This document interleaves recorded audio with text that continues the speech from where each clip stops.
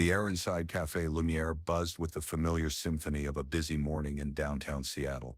The scent of roasted coffee beans intertwined with the sweet tang of fresh pastries, creating an inviting cocoon within the sleek, modern interior. Sunlight poured through towering windows, glinting off polished wooden tables and minimalist light fixtures. It was 8:15 a.m., and the cafe thrummed with life. Customers chatting over laptops, baristas calling out orders, and the rhythmic hiss of the espresso machine anchoring the chaos. Alicia Thompson, 28, moved behind the counter with the grace of someone who'd mastered the art of controlled frenzy. Her deep brown skin glowed under the warm lighting, and her dark curls, tied back in a neat ponytail, bounced slightly as she worked. Her smile was her signature, bright, genuine, and capable of melting even the easiest of patrons. But beneath that warmth lay a steel core, forged through years of navigating a world that often tried to diminish her. Alicia dreamed of owning her own cafe, a haven where everyone, regardless of background, would feel valued. For now, she poured her passion into her shifts at Lumière, saving every tip and sketching business plans late into the night. "Morning, Mrs. Jenkins. Latte with almond milk, extra foam?" Alicia called to a regular, a silver-haired woman with a gentle smile. "You know me too well, dear," Mrs. Jenkins replied, adjusting her scarf. "Make it quick, I've got a book club to prep for." Alicia nodded, her hands already moving to steam the milk. She loved these interactions, the small connections that made her job worthwhile. Miss Jenkins, a retired teacher, often shared stories of her students, reminding Alicia of her own mother, who'd worked tirelessly as a cleaner to put her through school. "Never let anyone tell you you're not enough," her mother used to say, her voice weary but firm. Those words were Alicia's armor, shielding her from the occasional rude customer or subtle slight. As she handed Mrs. Jenkins her latte, the door chimed, signaling a new arrival. Marcus Harrington strode in, his presence commanding attention.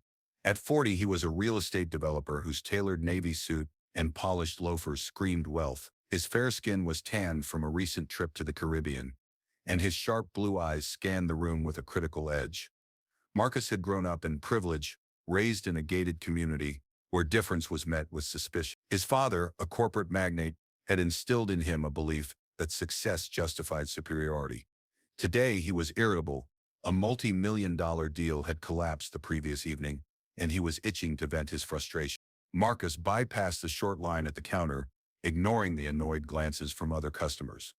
"Double espresso, black," he barked, his voice clipped. "And don't dawdle." Alicia turned, her smile unwavering despite his tone. "Of course, sir. That's $4.50. Anything else?" He leaned forward slightly, his gaze lingering on her name tag and skin color. A faint smirk curled his lips.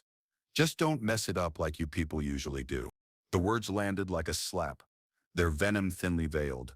Alicia's breath caught, but she kept her composure, punching in the order. "You people." She'd heard it before, on buses, in stores, at previous jobs.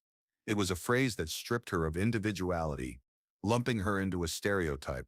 Her jaw tightened, but she focused on the task, her hands steady as she prepared the espresso.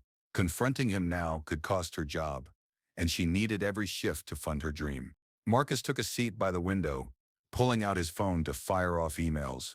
His foot tapped impatiently, his mind replaying the failed deal. He glanced at Alicia, his thoughts sour. Typical. They always screw things up. The cafe continued its morning dance. The young couple, Mia and Liam, shared a scone in the corner, their laughter soft. A businessman, Mr. Cohen, typed furiously on his laptop, oblivious to tension brewing. In the back, the manager, Mr. Patel, a kind-hearted man from Mumbai, checked inventory, his brow furrowed over supply shortages. Alicia's mind flickered to her notebook, tucked in her bag, where she'd sketched a logo for her future cafe. Rise and Shine. The name felt like a promise to herself, to her mother, to everyone who'd ever been underestimated. Alicia carried the steaming espresso carefully, weaving through the crowded tables with practiced ease. The cafe was at its peak, voices blending into a lively hum. She approached Marcus's table, her voice professional. "Your double espresso, sir." He looked up, his expression one of bored disdain. As she set the cup down, he shifted in his seat, his legs sliding forward into her path. His eyes locked onto hers, a challenge flickering in them. It was deliberate, a petty act rooted in his need to assert control. Alicia's foot caught on his shoe, and time seemed to freeze. She stumbled, the scalding coffee splashing across Marcus's crisp white shirt. The liquid soaked through, leaving an ugly brown stain on the expensive fabric. Gasps rippled through the cafe, forks pausing midair. Marcus leaped to his feet, his face a mask of fury. "You clumsy fool," he roared, his voice cutting through the noise. "Look at this. This shirt costs more than you make in a month." Alicia steadied herself, her apron damp, her heart pounding. "I'm so sorry, sir. It was an accident." "Accident?" he scoffed, stepping closer, his voice loud enough for every patron to hear. "This is why people like you shouldn't be working in places like this. Vengver. Incompetent." The phrase "people like you" hung heavy, its meaning unmistakable. Alicia felt a surge of anger, but she bit it back, her mother's voice echoing. "Stay calm, Alicia. Don't give them the satisfaction." Around her, customers stared. Some looked uncomfortable, others curious. The young couple, Mia and Liam, exchanged uneasy glances. Mr. Cohen paused his typing, frowning. Mr. Patel hurried over, his face etched with concern. "What happened here? Everyone, please, let's stay calm." This woman ruined my shirt." Marcus jabbed a finger at Alicia. "I demand you fire her. I come here to get away from this kind of incompetence, not to deal with it." Alicia's hands clenched at her sides. She wanted to scream, to call out his cruelty, but she knew the stakes. Losing this job would set her back months. Still, she couldn't stay silent. "Sir, you tripped me. I felt your foot move." Marcus laughed, a sharp, mocking sound. "You're delusional, trying to cover your mistake with lies." The accusation stung, but Alicia held her ground, her dark eyes meeting his without flinching. She thought of her high school years, when a classmate had accidentally spilled juice on her during lunch, whispering slurs as he walked away. She'd stayed quiet then, but not now. Mr. Patel raised his hands, his voice soothing. "Let's check the security footage. We have cameras covering every angle." Marcus crossed his arms, his face flushed with anger. "Fine. It'll prove I'm right." The cafe buzzed with tension as Mr. Patel led Alicia, Marcus, and a few curious customers to the back office, where a small monitor displayed the feeds. Alicia's heart raced, but she stood tall, letting to let Marcus see her fear. She noticed Sarah, a graphic designer who'd been sipping tea nearby following the group, her expression one of quiet outrage. On the screen, the moment replayed in stark clarity, Marcus's leg extending just as Alicia approached, his smirk unmistakable. Whispers turned to murmurs of shock. Sarah spoke up, her voice firm. "That was no accident. He did it on purpose." Marcus's face reddened further, his jaw tightening. "My foot slipped. It happens." Alicia stepped forward, her voice steady but laced with ice. "You didn't slip. You wanted to humiliate me, and you've been doing it since you walked in with your "you people" comment." The crowd grew bolder. Mr. Cohen, the businessman, nodded. "I heard that too. It was uncalled for." Marcus's composure cracked. In a flash of rage, he reached into his wallet, pulled out a wad of cash, hundreds of dollars in 20s and 50s, and flung it at Alicia. The bills fluttered to the floor like fallen leaves. "Here," he spat. "That's your worth. Pick it up and get out of here." The cafe fell silent. The act so brazen it stunned everyone. Alicia froze, the bills landing at her feet. Her chest tightened, memories flooding back, her mother coming home exhausted, recounting how a client had tossed coins at her for extra cleaning. The humiliation burned, but Alicia refused to bend. She stood straighter, her eyes locked on Marcus's. "You can't buy my respect," she said, her voice cutting through the silence like a blade. "And you can't buy my silence." Sarah stepped forward, picking up a bill and handing it back to Marcus. "You should be ashamed," she said quietly. Mr. Patel intervened. "Mr. Harrington, I think you should leave for now. Alicia, you can take a break."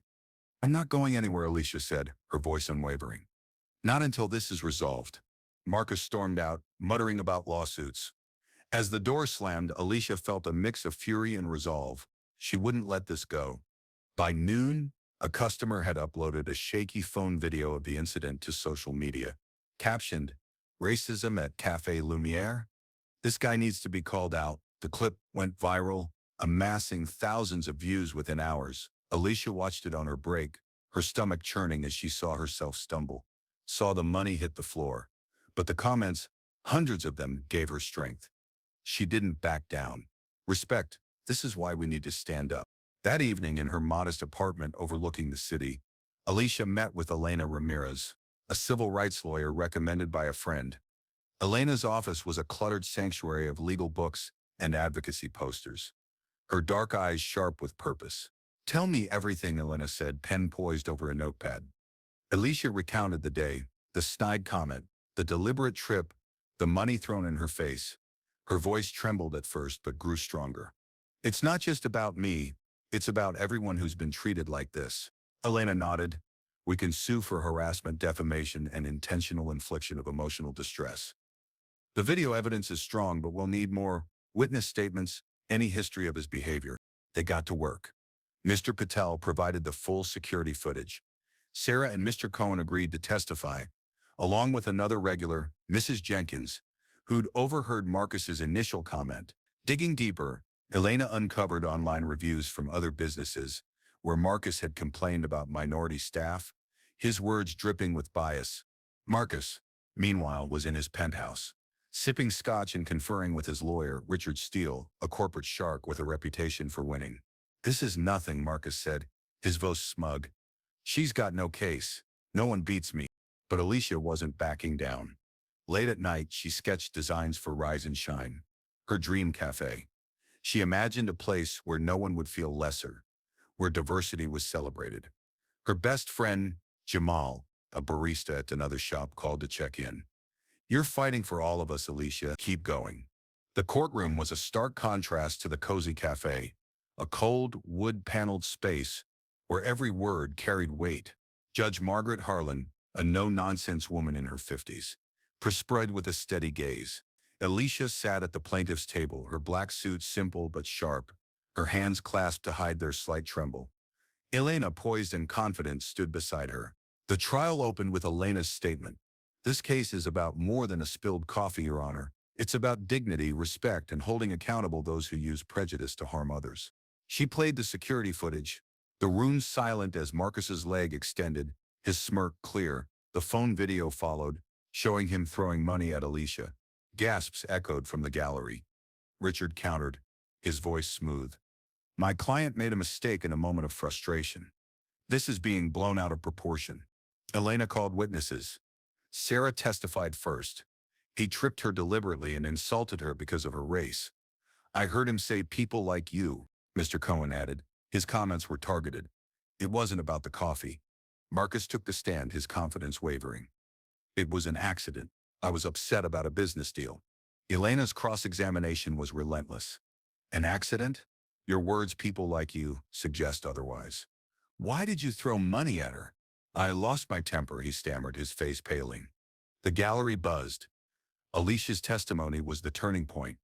"He didn't just trip me," she said, her voice clear. "He tried to break me, but I won't let him." Flashbacks played in her mind. Her mother's tired eyes, her own struggles against subtle and overt racism. She drew strength from them, her resolve shining through. After 2 days of deliberation, the jury returned. Judge Harlan read the verdict. The defendant, Marcus Harrington, is liable for harassment and defamation.